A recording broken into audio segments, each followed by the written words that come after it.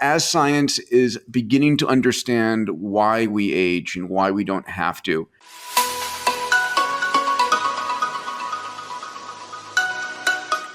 Let me start with a big exclamation point on something that was a big insight in writing this book. Yeah. And the book is called Life Force. It's out now. Life Force. You can get it anywhere you get books. Yes. It's a very thick tome, like War and Peace, but it's your life. And if you want to put more life in your years and more years in your life, this is the book you should get. Thank you. And it's written in a way that, read section 1 and then you can cherry pick if you're focused on heart disease or dementia or, inflammation or,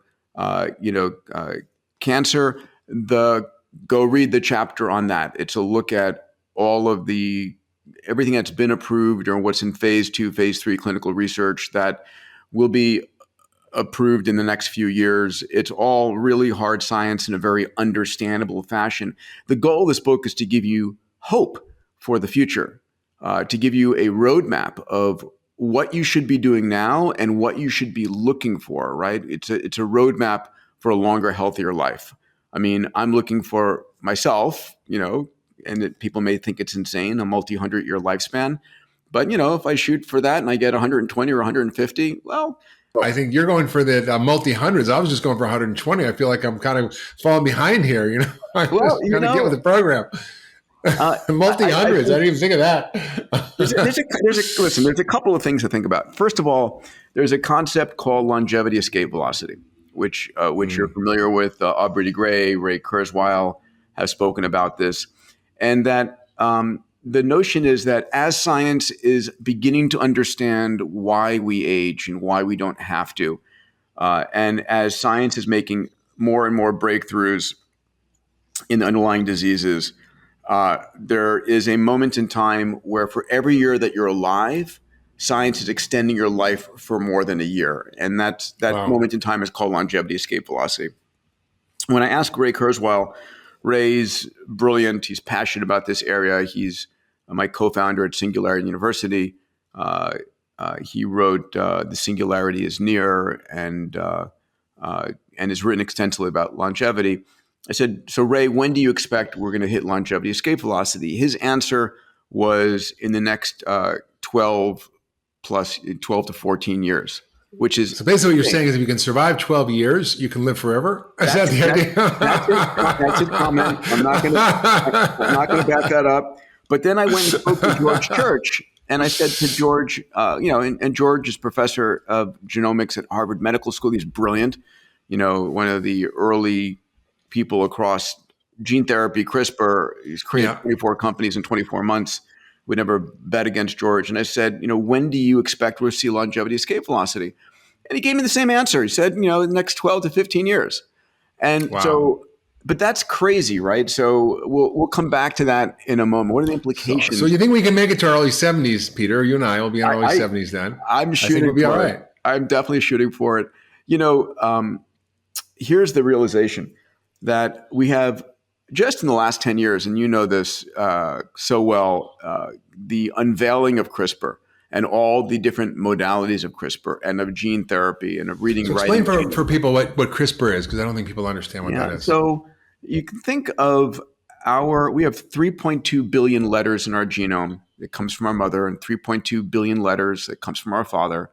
And over the last 25 years from the Human Genome Program and Celera, we've developed the technology to read that genome, to actually read out what are the 3.2 billion letters that shape you. It's your genome. And reading your genome is useful. But what we've now done, and the technology called CRISPR, I won't accurately, it's an acronym for clustered repeats is the CR in here. But it's a technology derived from bacteria that were using this technology to protect themselves against bacteriophage, viruses infecting the bacteria. Long story short, it's a tool for being able to accurately edit your genome. So in the same way that Word allows you to read a document of all of the letters and words, 3.2 billion letters in the book of your life, CRISPR is the way that you can actually edit it accurately.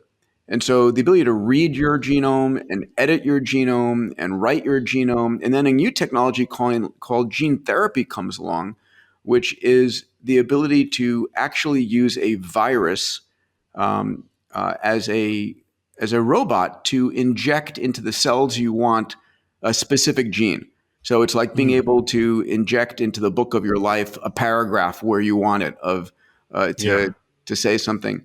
Anyway, these are incredible tools that are giving us the ability to not accept what we're born with, but to begin. So if you have a single gene mutation, like let's say Huntington's chorea or thalassemia, sickle cell anemia, right? Right. You can actually edit those genes to actually change the proteins that are produced that change the course of that person's life.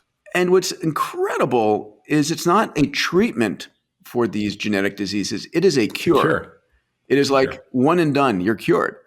And so Editas, a company started by George Church out of Boston, has a CRISPR treatment to cure a form of genetic blindness. And so a person's born with this particular genetic mutation, they're blind, an injection in the back of the eye, and they can see again. They're cured. It's biblical in nature. It's incredible stuff. So, but it's interesting. So now the question is, if you have these 3.2 billion letters when you're born, and when you have it when you're the same 3.2 billion letters at age 25, when you got all your musculature on the beach or you're in a bikini, you look great, you feel great, and then you have the same 3.2 billion letters when you're 80. Why don't you look the same? That's a great question. What is it? Why aren't you? I mean, I'm running the same computer code. Why am I looking different? Why is the software output different, right? Yeah. And so this is fascinating. This is the work that was best explained so far by Dr. David Sinclair, also at Harvard Medical School, who wrote a book called Lifespan, which is amazing. I think Lifespan and Life Force are two books that will go hand in hand. He must know something about aging because he's like 50 something. He looks like 12. I tell you, I don't know what's up with that. I love David. He's my poster child. I'm running.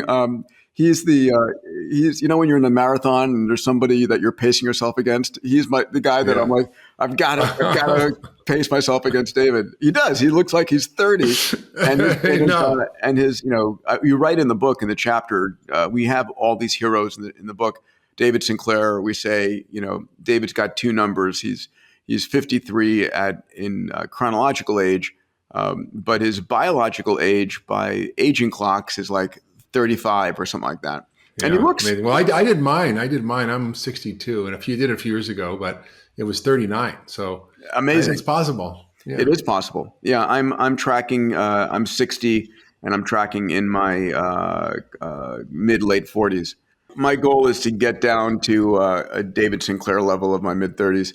And then I feel like, I feel like I'm 28, but I have sort of the emotional maturity of a 9-year-old, but that's a different story. Oh, no, I think you're good. You're curious. You're in wonder all the time and awe, which is actually a trait you should never give up. I don't ever want to about you most, Peter. Hey, if you like this video, please give it a thumbs up. It helps get the word out. And if you love the content that I talk about, present about, please subscribe to this channel. And one more thing, don't forget, please give me your comments down below. I love seeing what you think about all of this. We put a lot of time into it with incredible people and would love to have your feedback.